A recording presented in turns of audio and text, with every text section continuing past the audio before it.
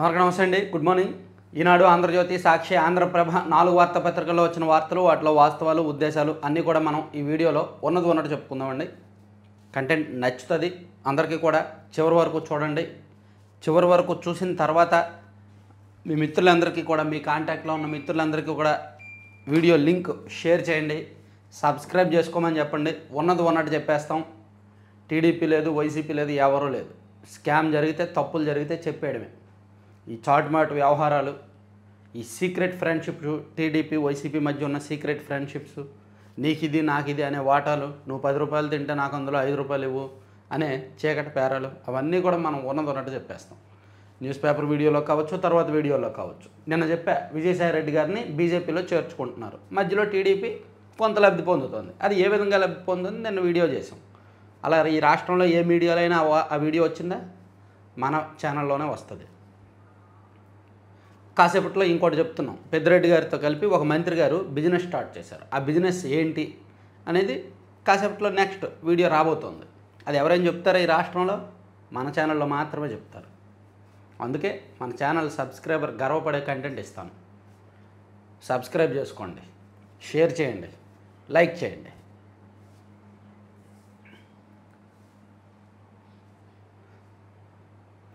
వీలు చేసుకొని 4 మాటలు, ఇంట్లో ఉన్న, ఆఫీస్లో ఉన్న, బస్సులో ఉన్న, బంధువులతో ఉన్న, మొబైల్లో తలదూర్చి ప్రపంచం ఒకటి ఉందని మర్చిపోయారా? చుట్టూ 100 మంది ఉన్న ఒంటరితనాన్ని ఆవాహన చేసుకున్నారా? మీ వృత్తి వ్యాపారాల్లో పడి మానవ సంబంధాలను మర్చిపోయారా? దాని ఫలితం ఏంటో తెలుసా? అనారోగ్యం, అకాల మరణం. నిజమే, ఇది అందరికీ ఉన్న సమస్య. పక్కనే ఒక మనిషి ఉన్నా సరే మనం మొబైల్లో షార్ట్స్ చూసుకుంటాం, మొబైల్లో ఏదో ఒకటి చేసుకుంటాం. అందరికీ గత 10 సంవత్సరాలుగా అందరికీ వ్యాపించిన జబ్బు. దీనికి మందు లేదు. ఎడిక్ట్ అయిపోయారు. ప్రతి ఒక్కరు స్మార్ట్ ఫోన్కి ఎడిక్ట్ అయిపోయారు. కొంతమంది ఒంటరిగా ఉన్నప్పటికీ ఏదో మొబైల్తోనే కాలక్షేపం తప్ప పుస్తకం చదివే అలవాట్లు కూడా ఎవరికి ఉండట్లా. పుస్తకాలు కూడా ఎవరు చదవట్లా, కథలు చదవట్లా. మొబైల్లోనే, స్మార్ట్ ఫోన్లోనే ఈ ఆడియో బుక్స్ వచ్చి దాన్ని ఇంకా కొంతమంది ఆస్వాదిస్తున్నారు తప్ప నిజమైన పుస్తక పఠనం, ఆస్వాదనను ఎప్పుడో మర్చిపోయారు జనం. అలాగే పక్కన వాళ్ళతో ఆప్యాయంగా మాట్లాడడం, ఇంక్లూడింగ్ మీ, నా గురించి కూడా నేను మాట్లాడుతున్నా. పక్కన ఎవరైనా ఉన్నా సరే నేను మాట్లాడేది తక్కువే, మొబైలే చూస్తా. ఎందుకంటే నా పనే మొబైల్ ఒక రకంగా. అది కొంతమందికి వృత్తి, కొంతమందికి వ్యసనం, కొంతమందికి అదే జీవితం. అసలే ఉరుకులు పరుగుల జీవితం. మిగిలిన సమయం సెల్ ఫోన్లో తలమునకలు. కనీసం భోజనం చేసేటప్పుడు కూడా మాటలు లేవు. ఇలాగే జీవితాన్ని వెల్లదీస్తే కొంతకాలానికి ఒంటరితనం ఆవహిస్తుందని నిపుణులు హెచ్చరిస్తున్నారు. ఈ రుగ్మతకు గురైన వారిలో మానసిక ఒత్తిడి అధికమై ఇన్ఫెక్షన్లు, మధుమేహం, గుండె జబ్బులు, పక్షవాతం వంటి తీవ్ర అనారోగ్య సమస్యలు బారిన పడే ప్రమాదం ఉందని తాజా పరిశోధనలో వెల్లడైంది. కుటుంబ సామాజిక సంబంధాలు, ఒంటరితనంపై యూకేలోని యూనివర్సిటీ ఆఫ్ కేంబ్రిడ్జి వాళ్ళు ఒక అధ్యయనం చేస్తే అది బయటపడిందంటండి. సో చాలా వ్యాలిడ్ పాయింట్తో ఈనాడులో ఒక కథనం రాశారు. ఇక మన దేశ చరిత్రలో, మన దేశం స్వతంత్ర భారతదేశ చరిత్రలో, మన గణతంత్ర భారతదేశ చరిత్రలో ఒక అరుదైన ఘట్టం, కీలక ఘట్టం. మొట్టమొదటిసారి సుప్రీంకోర్టు ఒక తీర్పు ఇచ్చింది. తమిళనాడులో సంఘటన జరిగింది. గవర్నర్ సంతకం లేకుండానే తమిళనాడులో 10 బిల్లులు చట్టాలు అయిపోయాయి. మనం ఏం చదువుకున్నాం చిన్నప్పటి నుంచి? ఏదైనా చట్టం రావాలి అంటే మొదట శాసనసభ ఆమోదించాలి, బిల్లు తయారు చేయాలి, శాసనసభ ఆమోదించాలి, తర్వాత శాసనమండలి ఆమోదించాలి, తర్వాత గవర్నర్ సంతకం చేయాలి. అప్పుడు ఆ రాష్ట్రంలో చట్టం అవుద్దని చదువుకున్నాం కదా. కానీ గవర్నర్ సంతకం చేయకపోతే పరిస్థితి ఏంటి? అది చట్టం అవుద్దా అవదా? దానికి సుప్రీంకోర్టు పరిష్కారం చెప్పింది. గవర్నర్ సంతకం చేయకపోతే, 3 నెలల్లోగా సంతకం చేయకపోతే వాళ్ళు కోర్టును ఆశ్రయించవచ్చు. కోర్టు అప్పుడు ఆటోమేటిక్గా చట్టం దాన్ని పరిశీలించి, చట్టం చేయొచ్చా లేదని పరిశీలించి తీర్పిస్తుంది. సో తమిళనాడులో 10 బిల్లులను ఆమోదించింది ప్రభుత్వం. దాదాపుగా 1 ఇయర్ అయినా సరే అక్కడ గవర్నర్ సంతకం చేయలే. యాక్చువల్లీ గవర్నర్లకు 3 ఆప్షన్లు ఉంటాయి. బిల్లులు, వాళ్ళ దగ్గరకు వచ్చిన బిల్లులను ఒకటి తిరస్కరించాలి, కొన్ని కారణాలు పెట్టి ఎందుకు తిరస్కరిస్తున్నారా అనేది చెప్పి మళ్ళీ అసెంబ్లీకి తిప్పి పంపాలి ఫస్ట్. 2 ఇమీడియట్గా ఆమోదించాలి, సంతకం పెట్టాలి. 3 లేదు నాకు ఇది తెలియట్లేదు, రాష్ట్రపతి గారికి పంపించేయాలి. ఏదైనా సరే 3 నెలల లోపు జరగాలి. అలా కాకుండా తన దగ్గరే అలాగా పెట్టుకుంటే రాజ్యాంగంలోని 200 అధికారంలో ఉంది. అసలు గవర్నర్లు ఏం చేయాలి? తమ దగ్గరకు వచ్చిన బిల్లులను ఈ 3 మార్గాల్లో ఏదో ఒకటి చేయాలి. అయితే నిర్దేశిత పరిమితి, నిర్దేశిత గడువు అంటూ లేదు. పలానా టైంలో, పలానా రోజుల్లో, పలానా నెలలో చేయాలని గడువు లేదు. సాధ్యమైనంత త్వరగా అని మాత్రమే రాజ్యాంగంలో పేర్కొన్నారు. ఎందుకంటే ఇటువంటి ముదనష్టపు ఆలోచనలు, ముదనష్టపు రాజకీయాలు వస్తాయని ముందుగా అంబేద్కర్ గారు ఊహించలేదేమో. కేంద్రంలో అధికారంలో ఉన్న చేతుల్లో గవర్నర్లు పావులుగా మారతారు, వాళ్ళు ఏం చెప్తే అదే గవర్నర్లు చేస్తారు, వాళ్ళకు విరుద్ధమైన ప్రభుత్వాలు రాష్ట్రాల్లో అధికారంలో ఉంటే వాళ్ళు బిల్లులు ఆమోదించిన గవర్నర్లు సంతకం చేయరు, సంవత్సరాలు దగ్గర ఉంచుకుంటారనే ముదనష్టపు రాజకీయాలు భవిష్యత్తులో వస్తాయని అంబేద్కర్ గారు ముందు ఊహించుకుంటారు. అందుకే కాలపరిమితి రాయలేదు. అంబేద్కర్ గారితో సహా ఆయన టీం, రాజ్యాంగం రాసిన టీం కాలపరిమితి రాయాలి. దాన్ని వెసులుబాటుగా చూసుకొని కొంతమంది గవర్నర్లు సంతకాలు చేయట్లేదు. దాని మీద సుప్రీంకోర్టు సీరియస్గా స్పందించి 3 నెలల టైము, 3 నెలల్లో మీరు ఏం చేస్తారో చేయండి, లేకపోతే మేము తీర్పు చెప్తామని చెప్పి సుప్రీంకోర్టు చెప్పింది. రాష్ట్రాల బిల్లులపై రాష్ట్రపతికి గడువు 3 నెలల్లోగా నిర్ణయం తీసుకోవాలి. గవర్నర్లు ఒకవేళ రాష్ట్రపతికి పంపించినా రాష్ట్రపతి కూడా 3 నెలల్లో నిర్ణయం తీసుకోవాలి. లేదంటే నేరుగా సర్వోన్నత న్యాయస్థానాన్ని ఆశ్రయించవచ్చు. తమిళనాడు ప్రభుత్వం వర్సెస్ గవర్నర్ వివాదంలో సుప్రీంకోర్టు కీలక తీర్పు. గవర్నర్ల నిష్క్రియపైన న్యాయ సమీక్ష, ఆ అధికారం తమకుందన్న ధర్మాసనం. కోర్టు వెబ్సైట్లో 415 పేజీల తీర్పు. గవర్నర్ ఆమోదం లేకుండానే చట్టాలుగా మారిన బిల్లులు గెజిట్ విడుదల చేసిన తమిళనాడు ప్రభుత్వం దేశ చరిత్రలో తొలిసారి. బిల్లులను చట్టాలుగా చేసే ప్రక్రియలో దేశంలోనే తొలిసారిగా అరుదైన ఘటన తమిళనాడులో చోటు చేసుకుంది. గవర్నర్ ఆమోదం పొందకుండానే 10 బిల్లులకు చట్ట హోదా కల్పిస్తూ తమిళనాడు ప్రభుత్వం శనివారం గెజిట్ విడుదల చేసింది.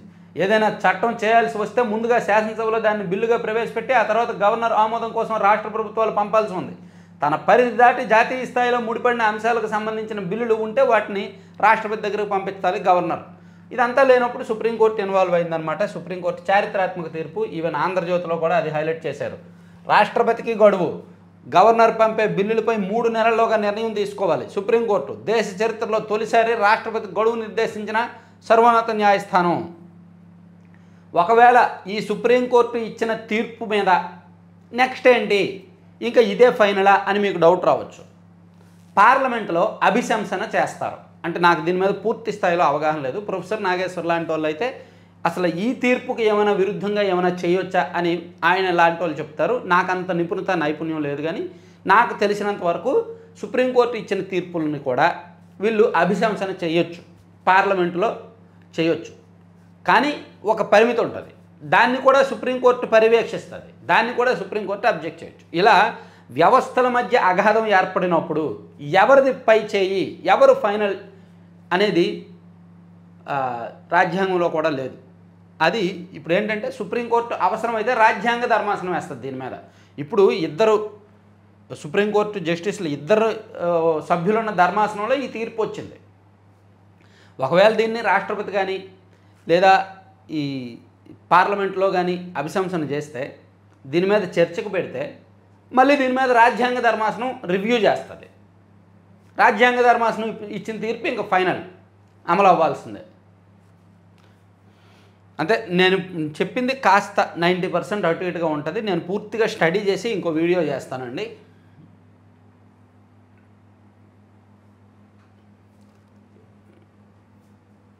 మన మాయాబజార్ పత్రికలో కూడా మేబీ అదే రాశారు అనుకుంటున్నాను. ఇదిగోండి, రాష్ట్రపతికి గడువు ఉంది, బిల్లులపై 3 నెలల్లోగా నిర్ణయం తీసుకోవాలి. తమిళనాడు గవర్నర్ కేసులో సుప్రీంకోర్టు చారిత్రాత్మక తీర్పు అనమాట. రాష్ట్రపతికి స్పష్టమైన గడువు నిర్దేశించిన సుప్రీంకోర్టు, లేదంటే రాష్ట్రాలు కోర్టులను ఆశ్రయించవచ్చు. వీటిపై ఈ విషయమై రాష్ట్రపతికి విటో అధికారాలు లేవు. ఆ నిర్ణయాలు న్యాయ సమీక్షకు అతీతం కావు. రాష్ట్రపతికి గడువు నిర్దేశించడం ఇదే తొలిసారి. బిల్లుల విషయంలో 201 ఆర్టికల్ కింద రాష్ట్రపతి తీసుకున్న నిర్ణయాలు న్యాయ సమీక్షకు అతీతమేమీ కాదు, వాటిని కోర్టులు సమీక్షించవచ్చు అని చెప్పి 2 సభ్యులతో కూడిన ధర్మాసనం చెప్పింది. సో ఇది అర్థమైంది కదా. దీని మీద నేను కొంచెం స్టడీ చేసి కొంతమంది న్యాయ నిపుణులతో పెద్దలతో మాట్లాడి ఒక డీటెయిల్డ్ వీడియో అయితే చేస్తాం. తర్వాత నిన్న ఐపీఎల్లో మామూలుగా లేదు అసలు. అమ్మో, 245 కొట్టారు పంజాబ్ వాళ్ళు. 246 టార్గెట్.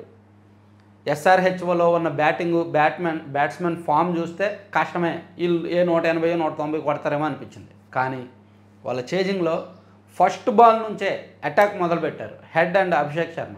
యాక్చువల్లీ ఎస్ఆర్హెచ్ ఆ టీం ప్లస్ పాయింట్ ఏంటంటే టాప్ 6 బ్యాట్స్మెన్ కూడా విధ్వంసక బ్యాట్స్మెన్. అంకిత్ వర్మ, క్లాసెన్ అంటే ఓపెనర్లు ఇద్దరు, హెడ్ అభిషేక్ శర్మ, తర్వాత వచ్చే ఇషాన్ కిషన్, తర్వాత వచ్చే నితీష్ కుమార్ రెడ్డి, తర్వాత వచ్చే క్లాసన్, తర్వాత వచ్చే అంకిత్ వర్మ, అక్కడి వరకు వీళ్ళందరూ కూడా విధ్వంసకారులే. వీళ్ళు ఆరుగురిలో ఏ ఇద్దరు క్రీజ్లో నిలదొక్కున్నా, ఏ ఇద్దరు ఒక 8 నుంచి 10 ఓవర్లు ఆడినా స్కోర్ 200 దాటిపోద్ది. అది ఎస్ఆర్హెచ్కి మాత్రమే సాధ్యం.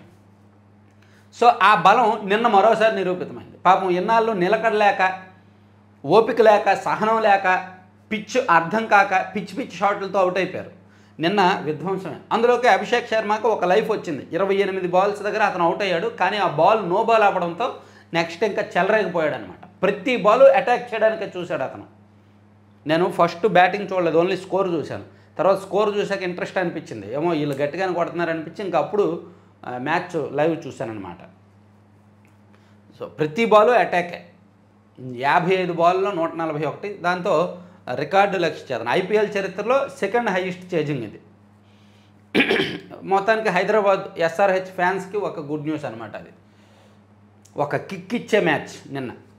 ఎస్ఆర్హెచ్ వాళ్ళు గెలిస్తే కిక్ ఇస్తారు, ఎందుకంటే భారీగా కొడతారు, భారీగా ఛేదిస్తారు. ఓడిపోతే అలాగే ఉంటుంది, ఉసూరు అనిపిస్తారు. ఇక 10 ఏళ్లలో అత్యుత్తమంగా ఇంటర్ ఫలితాల్లో ఈసారి అత్యధిక ఉత్తీర్ణత రికార్డు. ఫస్ట్ ఇయర్లో 70%, సెకండ్ ఇయర్లో 83% మంది పాస్.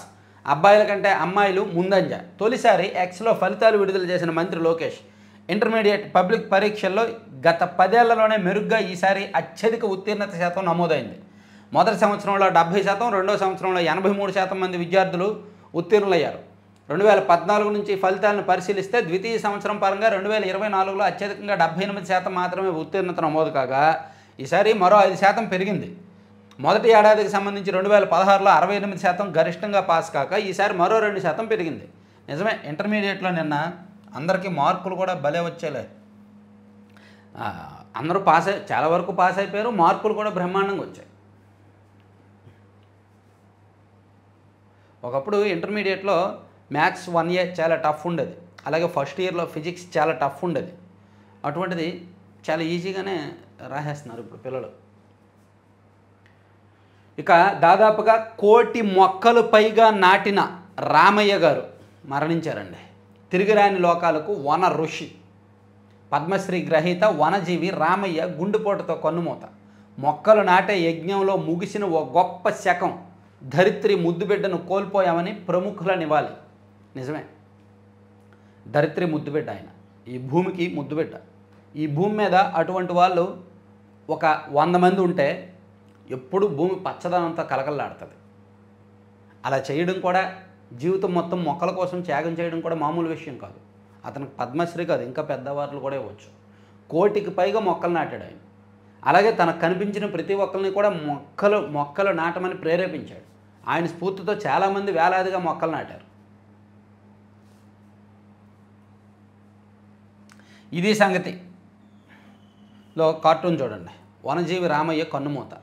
థ్యాంక్ యూ తాతయ్య. భావితరాల పిల్లలు అతన్ని స్మరించుకుంటూ అతను వేసిన ఫలాలు చెట్టు కింద ఉయ్యాలవుతూ దాని ఫలాలు తింటూ బాగుంది కదా. ఇక సెల్ఫ్ యాక్సిడెంట్లోనే పాస్టర్ ప్రవీణ్ మృతి. తల, శరీరంపై గాయాలతో చనిపోయారు. దారిలో ఆయన మద్యం తాగారు. పోస్ట్ మార్టంలో తేలింది అదే. హైదరాబాద్ నుంచి రాజమహేంద్రవరానికి బుల్లెట్పై ప్రయాణం. 3 చోట్ల మద్యం కొనుగోలు, 3 ప్రాంతాల్లో ప్రమాదాలు. అత్యాధునిక సాంకేతికతతో ఆధారాలు సేకరించి నిర్ధారించాం. Eluru range DIG Ashok Kumar, SP Narasimha Kishore వెల్లడి.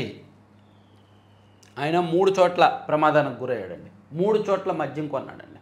పాస్టర్ ప్రవీణ్ కుమార్ గారి మరణం అంటే కొంతమంది ఏమనుకోవద్దండి, ఒక పాఠం. ఆయన మరణం ఒక సంచలనం కావచ్చు కాక, ఆయన మరణం చాలామందికి వివాదం కావచ్చు కాక, ఆయన మరణం ఒక సున్నితమైన అంశం కావచ్చు కాక, కొంతమంది దాన్ని పట్టుకొని రాజకీయం చేయాలనో గొడవ చేయాలనో చూశారు కాక, కానీ ఆయన మరణం ఒక పాఠం. Drunk and drive, yes, 100% absolutely. పోలీసులు దానికి తగ్గ పూర్తి స్థాయి ఆధారాలు, ఏదో ఆయన మద్యం కొనుగోలు చేశారని ఉత్తుత్తి సీసీ కెమెరాలు చూపించి మాత్రమే చెప్పలా, ఆయన మద్యం షాపులోకి వెళ్ళాడని సీసీ కెమెరా ఫుటేజీలతో మాత్రమే చెప్పలా, ఆయన మొబైల్లో చేసిన యూపీఐ పేమెంట్లు, అవతల మద్యం దుకాణాల్లో యూపీఐ పేమెంట్లు 2 మ్యాచ్ అయ్యాయా లేదా, దానికి సమీపంలోని అదే టైంలో ఆయన సమీపంలోని సీసీటీవీ ఫుటేజ్లో రికార్డ్ అయ్యాడా లేదా, ఇవన్నీ కూడా చెక్ చేశారు. అలాగే ఆయన పోస్ట్ మార్టం రిపోర్ట్లో ఆయన శరీరంలో మద్యం ఆనవాళ్ళు ఉన్నాయా లేదా, ఎస్ ఉన్నాయి, అన్నీ చెక్ చేశారు. కేవలం డ్రంక్ అండ్ డ్రైవ్. 3 చోట్ల ప్రమాదాలు. జగ్గయ్యపేట దగ్గర ఒక ప్రమాదం జరిగింది, గాయాలయ్యాయి. కాసేపు కూర్చొని అప్పుడు పారామెడికల్ స్టాఫ్, హైవే అంబులెన్స్ వాళ్ళు వెళ్ళి ఆయనకి హెల్ప్ చేశారు. ఒక 20 నిమిషాలు అక్కడ ఉన్న తర్వాత మళ్ళీ ఆయన బయలుదేరాడు. విజయవాడ వచ్చి రామవరపాడు రింగ్ రోడ్ దగ్గర మళ్ళీ ఒక 3.5 గంటల పాటు విశ్రాంతి తీసుకున్నాడు. సాయంత్రం 5 నుంచి రాత్రి 8:30 వరకు విజయవాడలోని విశ్రాంతి తీసుకున్నాడు ఆయన రామవరపాడు రింగ్ రోడ్ దగ్గర. ఆ తర్వాత మళ్ళీ ఏలూరు వచ్చి ఏలూరులో మళ్ళీ మద్యం కొనుగోలు చేశాడు. మళ్ళీ అక్కడ నుంచి హైవే ఎక్కి వెళ్ళి ఆయన డ్రైవింగ్లో అక్కడక్కడ ఇలా బండి ఊగడము, ఆయన ఊగిపోవడము అన్నీ చాలా జరిగాయిలే. మొత్తానికి అది సెల్ఫ్ యాక్సిడెంట్ అనమాట. పాపం ఆయన ఎంతో గొప్ప వ్యక్తి అయితే కావచ్చు కొన్ని వర్గాలకి, ఆ వర్గాలకి. ఆయన గురించి నాకైతే పూర్తిగా తెలియదు, కానీ ఆయన మరణం మాత్రం ఒక పాఠం. ఎవ్వరూ కూడా బండి ట్రావెల్ చేసినప్పుడు, జర్నీ చేసినప్పుడు డ్రింక్ చేయొద్దు. డ్రింక్ చేస్తే మాకు ఆగదండి, మేము చెయ్యాలండి అనుకుంటే ఒకరిని తోడుగా తీసుకువెళ్ళండి. డ్రింకింగ్ అలవాటు లేని వ్యక్తిని తోడుగా తీసుకువెళ్ళండి. ఇప్పుడు ఈయన ఒక్కరు ఇంత ఫ్యాన్ ఫాలోయింగ్ ఉన్న వ్యక్తి సింగిల్గా రావాల్సిన అవసరం ఏంటి? సింగిల్గా వచ్చినప్పుడు డ్రింక్ చేయాల్సిన అవసరం ఏంటి? ఎవరినైనా తోడు తెచ్చుకోవాల్సింది డ్రైవ్ చేయడానికి. తను అలసిపోయినప్పుడు ఎదురుగా ముందు ఉండి డ్రైవ్ చేయడానికి తోడు తెచ్చుకోవాల్సింది. అలా తోడు తెచ్చుకోలేను అన్నప్పుడు తను సింగిల్గా వచ్చినప్పుడు డ్రింక్ చేయకుండా ఉండాల్సింది. ఖచ్చితంగా పాఠమే. అంటే నేను ఇందులో ఏమైనా తప్పుగా మాట్లాడితే ఏమనుకోద్దు ఎవరు. తర్వాత శ్రీశైలం సాగర్లోని 15 అవుట్లెట్లను అప్పగించాలి. సుప్రీంకోర్టులో కృష్ణా బోర్డు కౌంటర్. ఏపీ పునర్విభజన చట్టం మేరకు శ్రీశైలం నాగార్జున సాగర్ ప్రాజెక్టులో 15 అవుట్లెట్లను తెలంగాణ, ఏపీలు వెంటనే తమకు అప్పగించాలని కృష్ణానది యాజమాన్య బోర్డు కేఆర్ఎంబి కోరింది. ఈనాడులో ఫస్ట్ పేజీ ఇంత టైం పట్టిందా? పర్వాలేదు, ఈరోజు సండే కదా, కొంచెం ఇంపార్టెంట్ ఉన్నాయి కాబట్టి చెప్పా. మాధవ్ను అలా ఎలా వదిలేశారు? పోలీసు ఉన్నతాధికారులపై సీరియస్. గుంటూరు సౌత్ డిఎస్పీతో విచారణ. స్పెషల్ బ్రాంచ్ డిఎస్పీపై బదిలీ వేటు. మాధవ్కి లీకులు ఇచ్చారు, గోరెంట్ల మాధవ్కి లీకులు ఇచ్చారు. ఇదిగో ఈ కిరణ్ని ఏ రూట్లో తీసుకెళ్తున్నారు, ఏ టైంలో తీసుకెళ్తారని ఈ లీకులు ఇచ్చిందే కాకుండా మాధవ్ అక్కడికి వచ్చినప్పుడు ఆ కిరణ్ని ఆపాలి, ఆ పోలీసులు వాహనం మీద అడ్డుకున్నప్పుడు వెంటనే అతన్ని పట్టుకోకుండా వదిలేశారు. సో ఈ ఘటనలో మాధవ్కి సహకరించారు అనే అభియోగాలు కొంతమంది పోలీసుల మీద ఉండడంతో వాళ్ళని సస్పెండ్ చేశారు, కొంతమందిని బదిలీ చేశారు, కొంతమందిని. మొత్తం 11 మంది పోలీసులపై వేటు. వైకాపా మాజీ ఎంపీ గోరెంట్ల మాధవ్కు ఎస్కాట్గా ఉన్న 11 మంది పోలీసులపై సస్పెన్షన్ వేటు పడింది. వీరంతా విధి నిర్వహణలో నిర్లక్ష్యంగా వ్యవహరించినట్టు విచారణలో వెల్లడైంది. మాధవ్ను జీజీహెచ్లో వైద్య పరీక్షలకు తీసుకెళ్లినప్పుడు అక్కడ ఆయన ఫోన్లో మాట్లాడినా బందోబస్తు సిబ్బంది అభ్యంతరం చెప్పలేదు. మీడియా ముందు ప్రవేశపెట్టేందుకు ముసుగు వేసుకోవడానికి నిరాకరించి తనకే ముసుగు వేస్తారంటూ పోలీసులపై కన్నెర చేశారు. కోర్టు వద్ద పోలీసు వాహనంలోంచి దిగి నేరుగా న్యాయస్థానంలోకి వెళ్ళిపోయారు. ఇవన్నీ పోలీసుల వైఫల్యమేనని ఉన్నతాధికారులు ప్రాథమికంగా నిర్ధారించుకున్నారు. తిరిగిరాని లోకాలకు వనరుషి. గాంధీ నడిచిన నేలపై కొండంత నిర్లక్ష్యం. రూ. 5 వివాదం, వృద్ధురాలి దారుణ హత్య. ఆటో డ్రైవర్ దాష్టీకం అన్నమయ్య జిల్లాలో దారుణం. 5 కోసం జరిగిన వివాదం వృద్ధురాలిని బలికొంది. ఈ విషాద ఘటన అన్నమయ్య జిల్లాలోని మదనపల్లి మండలంలో శనివారం చోటు చేసుకుంది. రూరల్ ఎస్ఐ గాయత్రి కథనం మేరకు పట్టణంలోని చంద్ర కాలనీకి చెందిన రెడ్డప్ప భార్య గంగులమ్మ గాజులు, బొమ్మల వ్యాపారం చేస్తూ జాతరల్లో విక్రయిస్తుంటారంట. 25 రూపాయలు అయితే 20 రూపాయలు ఇచ్చి మిగిలిన 5 తిరిగి ఇవ్వాలని కోరారు. ఆటో డ్రైవర్ చిల్లర ఇవ్వకపోవడంతో ఆమె తిడుతూ ఆటోలోనే కూర్చున్నారంట. దీన్ని అవమానంగా భావించిన విష్ణు ఆమెను చంపేశాడు. సజ్జల సమన్వయంతో వైకాపా పిఏసి ఎంపీ అవినాష్ రెడ్డి, 3 రాజ్యసభ సభ్యులకు అవకాశం. రాజకీయ సలహా కమిటీ సలహాలు ఇస్తారా? పోనీ ఇచ్చిన ఆయన సలహాలు తీసుకుంటాడా? ఎందుకు పేరుకి సలహా కమిటీ అనే ఆ వైసీపీ కార్యకర్తల్లో ఒక భ్రమ క్రియేట్ చేయడం? వీళ్ళ సలహాలు ఇస్తారో ఆయన తీసుకుంటారా? వీళ్ళు ఎవరో వాళ్ళు తీసుకోరు. రాజకీయ సలహా కమిటీని వైకాపా పునర్వ్యవస్థీకరించింది. మొత్తం 33 మంది సభ్యులతో కొత్తగా కమిటీ వేసింది. పిఏసీకి పార్టీ రాష్ట్ర ప్రధాన కార్యదర్శి సజ్జల రామకృష్ణారెడ్డి సమన్వయకర్తగా వ్యవహరిస్తారని, ప్రాంతీయ సమన్వయకర్తలు శాశ్వత ఆహ్వానితులుగా ఉంటారని రాజ్యసభ సభ్యులు ఆళ్ల అయోధ్యరామరెడ్డి, గొల్లబాబురు, పిల్లి సుభాష్ చంద్రబోస్, కడప ఎంపీ అవినాష్ రెడ్డి, మాజీ స్పీకర్ తమ్మినేని సీతారాం, మాజీ ఉపసభాపతి కోన రఘుపతి వీళ్ళందరూ కూడా సభ్యులుగా ఉంటారంట. ఓకే, మంచిది, ఆల్ ది బెస్ట్. వెంకన్నను కూడా మోసం చేశారు. వైకాపా ఎమ్మెల్యే ఆకపేట వ్యవహారంపై చంద్రబాబు విస్మయం, చర్యలకు ఆదేశం. అన్నమయ్య జిల్లా రాజంపేట వైకాపా ఎమ్మెల్యే ఆకపేట అమర్నాథ్ రెడ్డి భూదందాలపై ముఖ్యమంత్రి చంద్రబాబు విస్మయం. మనం విస్మయం వ్యక్తం చేస్తాం, ఒక విచారణ కమిటీని నియమిస్తాం, సంవత్సరాలు గడిచిపోద్ది, ఎక్కడో దగ్గర రాజీ కుదురుద్ది. ఇంకా అంతకుమించి నేను చెప్పలేనులే. ఓకే, తిరుమలపై నల్లరాయి తప్ప ఏం లేదన్నారుగా. అలాంటి మీరు హిందూ ధర్మం గురించి మాట్లాడడం ఏంటి? భూమన కరుణాకర్ రెడ్డిని నిలదీసిన ఎమ్మెల్యే ఎంఎస్ రాజు. సాక్షిపై ప్రెస్ కౌన్సిల్కి ఫిర్యాదు మంత్రి రవీంద్ర. నేను కూడా సాక్షికి లీగల్ నోటీసులు ఇస్తున్నా. సాక్షికి అండ్ సాక్షిలో జర్నలిస్ట్ ఒక ఆయనకి అండ్ అక్కడ డిబేట్కి వచ్చిన వెంకటరెడ్డి అనే వ్యక్తికి, ముగ్గురికి కూడా నేను లీగల్ నోటీసులు ఇస్తున్నా. నేను ఒక సవాల్ కూడా చేశాను, వాళ్ళు స్పందించలేదు. కాబట్టి నేను లీగల్గా వెళ్దాం అనుకుంటున్నాను అనమాట. ఇంకొక వీడియో చేస్తాను, ఇంకో వీడియో నెక్స్ట్ చేసి ఎందుకు లీగల్గా వెళ్తున్నాను ఏంటనేది చెప్తాను. కుట్రపూరితంగా తితిదే గోశాలపై తప్పుడు ప్రచారం. రుణాలకు ఇక చెల్లు. పట్టణ స్వయం సహాయక సంఘాల్లో అక్రమాల కట్టడికి మహిళా ఆకాశం. బ్యాంకు రుణాల దరఖాస్తు మంజూరు యాప్లోనే.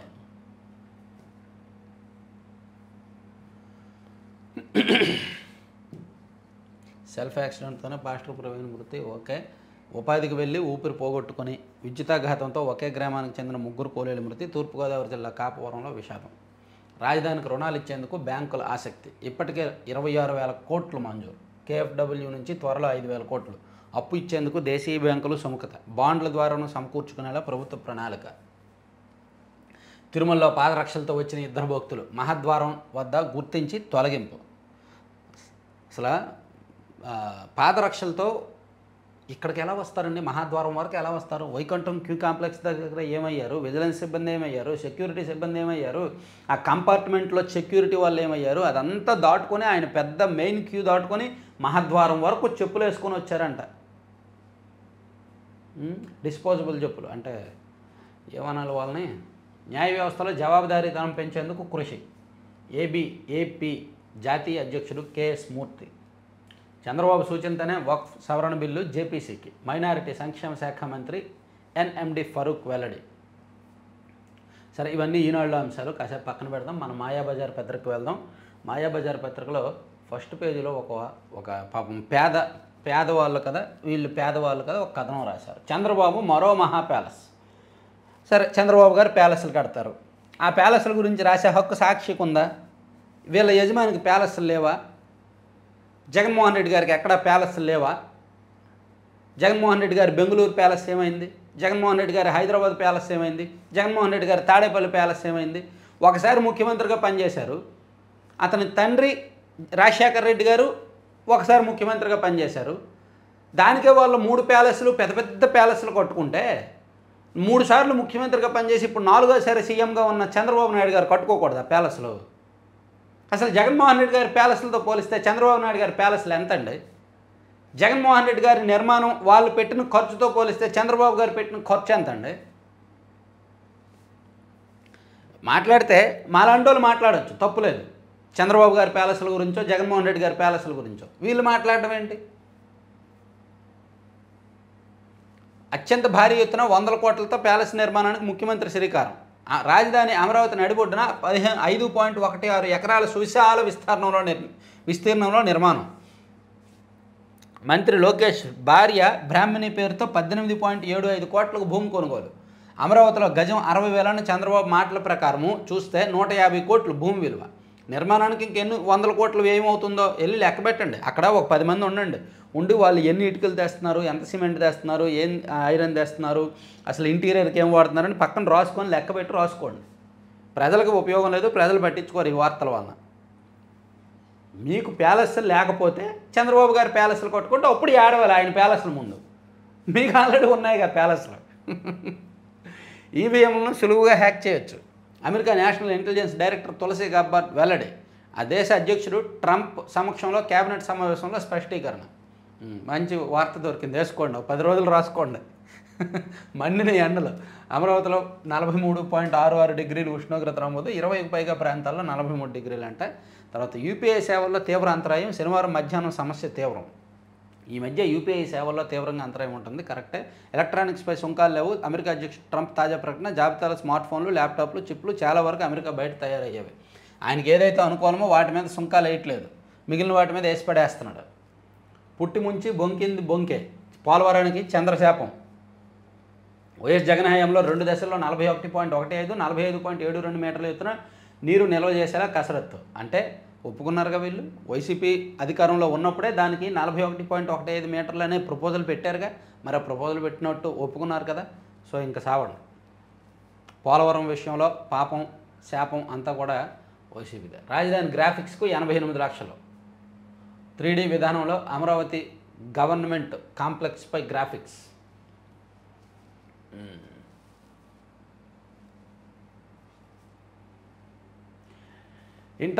ఇంటర్ ఫలితాల్లో బాలికలదే హవా. ఓకే, ఓ ఆట ఆడాల్సిందే.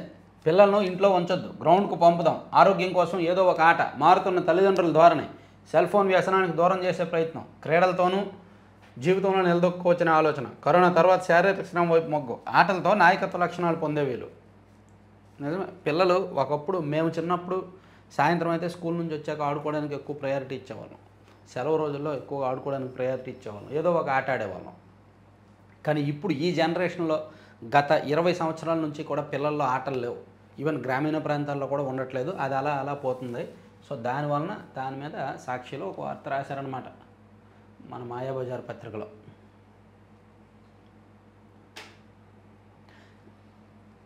ఇది జూబ్లీ హిల్స్ ఇంద్రభవనం. ఈ పక్కనే హైదరాబాద్లో లోటస్ పాండ్ బిల్డింగ్ ఫోటో వేయాల్సింది. కింద వేస్తే బాగుండేది. ఇది కరకట్టపై అక్రమ భవంతి. ఇది ఆయన రెంట్కుంటున్నాడు. ఆయన రెంట్కున్నది కూడా వేశారు ఏడుపు ఫోటోలు. ఇదిగో సంపన్నులు ఉండే హైటెక్ సిటీ కొండాపూర్ ప్రాంతంలో ఫామ్ హౌస్. ఎక్కడుందిరా ఫామ్ హౌస్? ఈ అపార్ట్మెంట్లు ఏవి ఆయన కాదు. ఇందులో ఫామ్ హౌస్ ఎక్కడుంది? చంద్రబాబు ఫామ్ హౌస్లో ముందు భాగమా? ఈ అపార్ట్మెంట్లు ఏవి ఆయన కాదు. బహుశా ఇదో అయ్యి ఉంటుంది. పనిలో పని జగన్మోహన్ రెడ్డి గారు యలహంక ప్యాలెస్ వేయాల్సింది, లోటస్ పాండ్ వేయాల్సింది. అప్పుడు కూడా బాగుండేదిగా. Okay. Inter advance supplementary schedule విడుదల. ఈవీఎంను సులువుగా హ్యాక్ చేయొచ్చు. సేవాతత్వానికి ప్రతిరూపం శ్రీ ఆంజనేయ స్వామి. వైఎస్ఆర్సీపీ అధినేత మాజీ సీఎం జగన్. టీటీడీ చైర్మన్ ట్వీట్ను స్వాగతిస్తున్న భూమన. ఎస్వి గోశాలలో 100కు పైగా గోమాతలు 3.6 కోట్ల విలువైన గంజాయి పట్టివేత. వనజీవి కన్నుమూత. సో ఇవన్నీ మన మాయాబజార్ పత్రికలో వేశారు. ఓకే, స్వస్తి మాయాబజార్ పత్రికకు. ఇప్పుడు ఆంధ్రజ్యోతికి వెళ్దాం. ఆంధ్రజ్యోతిలో చెప్పుకున్నాము. తిరోగమనంలో రాహుల్ గాంధీ. జన్యుపరమైన లోపాలేవో కాంగ్రెస్ పార్టీని పట్టి పీడిస్తున్నాయి. కశ్మీర్ నుంచి కన్యాకుమారి వరకు కాంగ్రెస్ పార్టీ జవసత్వాలు కోల్పోవడానికి ఆ పార్టీ నాయకత్వం అనుసరిస్తున్న విధానాలే కారణం.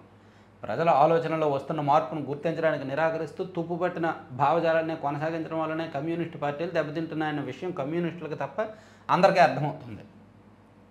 విచిత్రంగా ఇప్పుడు కాంగ్రెస్ పార్టీ కూడా కమ్యూనిస్టులు వాడిన పడిగట్టు పదాలనే వాడుతోంది. ప్రజలకు దూరమైన కమ్యూనిస్టులను అనుకరించాలి అనుకోవడమే ఆ పార్టీ భావ దారిద్రంగా కనిపిస్తోంది. పాపం జగన్మోహన్ రెడ్డి గారి మీద ఏం లేదు కాబట్టి ఈరోజు కాంగ్రెస్ మీద రాశారనమాట పెద్ద ఆయన. సిద్ధార్థలో శంకరదాదాలు. మెడికల్ కాలేజీలో మాస్ కాపీయింగ్. సప్లిమెంటరీ పరీక్షల్లో ఇతర ప్రైవేటు కాలేజీ విద్యార్థులకు స్లిప్లు.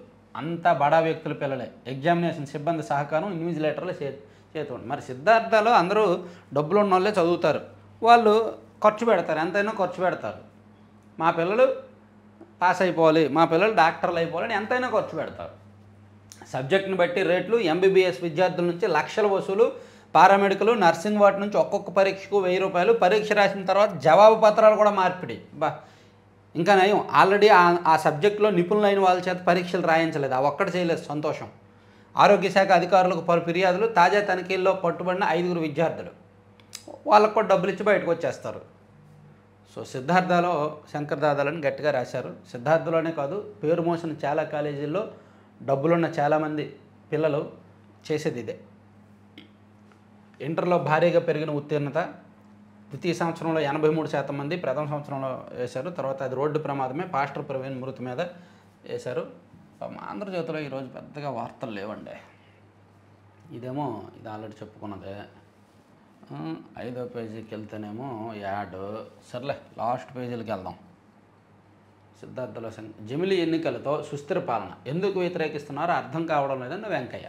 ఎస్, మీరు బీజేపీ కాబట్టి స్వాగతిస్తారు, వాళ్ళు బీజేపీ కాదు కాబట్టి వ్యతిరేకిస్తారు. వ్యతిరేకించడానికి రీజన్ అక్కర్లా, పార్టీ వ్యతిరేక భావజాలం ఉంటే చాలు. వక్ఫ్ బిల్లును కూడా అందుకే వాళ్ళు వ్యతిరేకిస్తున్నారు, పార్టీ వ్యతిరేక భావజాలం. మన దేశం అలాగే తయారైంది. ఒక పార్టీ అధికారంలో ఉన్నప్పుడు ఒక మంచి బిల్లుని తీసుకొచ్చినా అవతల వాళ్ళు దాన్ని స్వాగతించలేరు. ఎందుకంటే ఆ పార్టీ మీద ఉన్న వ్యతిరేకత అది, ఆ బిల్లు మీద ఉన్న వ్యతిరేకత కాదు. జీజీహెచ్ వైద్యురాలు అతి పోలీసులు కొట్టలేదని గోరెంట్లే చెప్పినా అరికాలు మోకాలు చూపించాలని హడావిడి. ఫైబర్నెట్ ఖాళీ 248 అవుట్సోర్సింగ్ ఉద్యోగులపై ఒకేసారి వేటు, ప్రత్యామ్నాయ సిబ్బందిని భర్తీ చేయకుండా కాంట్రాక్ట్ సంస్థ ఒప్పందం రద్దు. దీంతో వైజాగ్ నాక్ దాదాపు మూతపడినట్లే సీఎం దృష్టి సారించాలంటున్న ప్రభుత్వ వర్గాలు. ఆంధ్రప్రదేశ్ ఫైబర్నెట్ కార్పొరేషన్లో ఒకేసారి 248 అవుట్సోర్సింగ్ను తొలగించారు. వీరిలో అత్యధికులు జగన్ జమానాలో నియమితులైన వైసీపీ కార్యకర్తలే. వీరిని తీసేయాలని కూటమి ప్రభుత్వం అధికారంలోకి వచ్చినప్పటి నుంచి పెద్ద ఎత్తున డిమాండ్ వ్యక్తమైంది. నిన్న మొన్నటిదాకా ఉన్నతాధికారులు దీనిపై స్పందించడమే లేదు.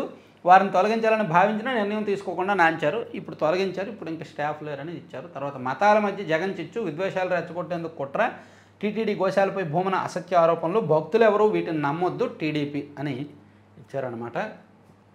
సరే, ఇది కాసేపు అయిపోయింది. ఆంధ్రజ్యోతి కూడా పక్కన పెట్టేద్దాం, ఆంధ్రప్రభకు వెళ్దాం. ఆంధ్రప్రభలో రాష్ట్రపతికి సుప్రీంకోర్టు లక్ష్మణ్ రేఖ అనేది కొంచెం ఆలోచించాలి. మళ్ళీ నేను డీటెయిల్డ్ వీడియో చేస్తాను. తర్వాత అమరావతిలో చేతి నిండా పని. ఇటు భవన నిర్మాణ కార్మికులు, అటు అనుబంధ వ్యాపారులు బిజీ. వసతి కల్పనలో కంపెనీలు నిమగ్నం. వలస కార్మికుల రాకతో ఊళ్ళలో రద్దీ. 30,000 మంది అమరావతికి చేరిక. వారిలో బీహారీలు, బెంగాలీలే అధికం, హైదరాబాదీలు కూడా. సో అమరావతిలో కన్స్ట్రక్షన్ వర్క్స్ ఎక్కువగా జరుగుతుండడం వలన పనులతో కలకల్లాడుతోందన్నమాట. ఇక కథక్ నృత్యకారిణి కుముదిని కన్నుమూత. రాజధానిలో కొత్త ముఖ చిత్రం. గ్రీన్ఫీల్డ్ ఎయిర్పోర్ట్కి సన్నాహాలు. రైల్వే మార్గం ఏర్పాటుకు ప్రతిపాదనలు. ఆల్రెడీ మేము చెప్పుకున్నామమ్మా, మీరే లేట్. వాట్సాప్లో ఇంటర్ మెమోలు. గత 10 ఏళ్ల రికార్డు బద్దలు. కియా ఇంజన్ల చోరీపై సీఎం సీరియస్. దర్యాప్తుపై సీఎం వార. కంపెనీ సమాచారం కోసం పోలీసులు ఎదురుచూపులు. అది ఇంటి దొంగల పనే. బయట వాళ్ళు ఎవరు కూడా అంతంత భారీ ఇంజన్లు తీసుకువెళ్ళలేరు. ఇంకాస్త తగ్గిన ట్రంప్. ప్రతీకార సుంకాల నుంచి కొన్ని తొలగింపు. స్మార్ట్ ఫోన్లు, కంప్యూటర్లు, ఎలక్ట్రానిక్ వస్తువులు మినహాయింపు. ఓకే. సోనియాకు ED shock. 661 కోట్లు జప్తు చేయడానికి ఈడీ నోటీసులు ఇచ్చింది. ఆ ఆస్తులను ఖాళీ చేయాలని, అద్దెలు బదలాయించాలని నోటీసులో స్పష్టం చేసిన ఈడీ. నేషనల్ హెరాల్డ్ కేసులో ఈడీ కీలక నిర్ణయం. రిజిస్ట్రేషన్ల రికార్డు. ఆర్థిక సంవత్సరం ఆరంభంలోనే 400 కోట్ల ఆదాయం. రియల్ బూమ్తో సెలవు రోజుల్లోనూ రిజిస్ట్రేషన్లు, ఆన్లైన్ స్లాట్ల బుకింగ్కు గిరాకీ. రాష్ట్రంలో రిజిస్ట్రేషన్లు గడిచిన 10 రోజుల్లోనే 400 కోట్ల మేర ఆదాయం వచ్చిందంట. రిజిస్ట్రేషన్లు ఏప్రిల్ 1వ తేదీ నుంచి రిజిస్ట్రేషన్లు భారీగా జరుగుతున్నాయి. దానివల్ల ఆదాయం కూడా పెరిగిందనమాట. అది ఇచ్చారు. సో ఇవి ఆంధ్రప్రభల అంశాలండి. సో ఓవరాల్గా 4 పత్రికల్లో చెప్పుకున్నాం. ఈనాడులో నేషనల్ అంశాలు ఒక్కసారి చూద్దాం. ట్రంప్నకు బెదిరింపులు, నిందితుడి అరెస్టు. తహవ్వూర్ రానా విచారణలో రహస్య సాక్షి. అమెరికా నుంచి తీసుకొచ్చిన ఉగ్రదాడి కుట్రదారు తహవ్వూర్ రానా నుంచి నిజాలను వెళ్ళగక్కేందుకు జాతీయ దర్యాప్తు సంస్థ కసరత్తు చేస్తోంది. ప్రస్తుతం రానా ఎన్ఐఏ సంస్థ కస్టడీలో ఉన్న సంగతి తెలిసిందే. శనివారం అతన్ని అధికారులు ప్రశ్నించారు. సో దీనికి సంబంధించి ఒక రహస్య సాక్షి ఉన్నారంట, అతన్ని ప్రవేశపెడుతున్నారంట. యోగా గురువైన చైనా విధ్వంసకారుడికి మోదీ ప్రశంస. అకాలీదళ అధ్యక్షుడిగా మళ్ళీ సుఖ్బీర్ సింగ్ బాదల్ ఎన్నికయ్యారు. ప్రకాష్ సింగ్ బాదల్ కుమారుడు అనుకుంటా. చైనాతో జుకర్బర్గ్ చేతులు కలిపారు. మాజీ ఉద్యోగ ఆరోపణ. ఏమండి, ప్రపంచ కుబేరులుగా ఉన్న ఈ టెస్లా అధినేత ఎలాన్ మస్క్, ఆయనకి చైనాలో వ్యాపారాలు ఉన్నాయి. జుకర్బర్గ్, ఆయనకు చైనాలో వ్యాపారాలు ఉన్నాయి. కాబట్టి వాళ్ళు కాంప్రమైజ్ అవుతారు. సో అది కొంచెం గట్టి ఆరోపణలు వస్తున్నాయి. తర్వాత చైనాలో 600కు పైగా విమానాల నిలిపివేత. చంద్రుడిపై మానవ వ్యర్థాలను ఏం చేయాలి? మంచి సూచన ఇస్తే 25 కోట్లు నాసా ఆఫర్.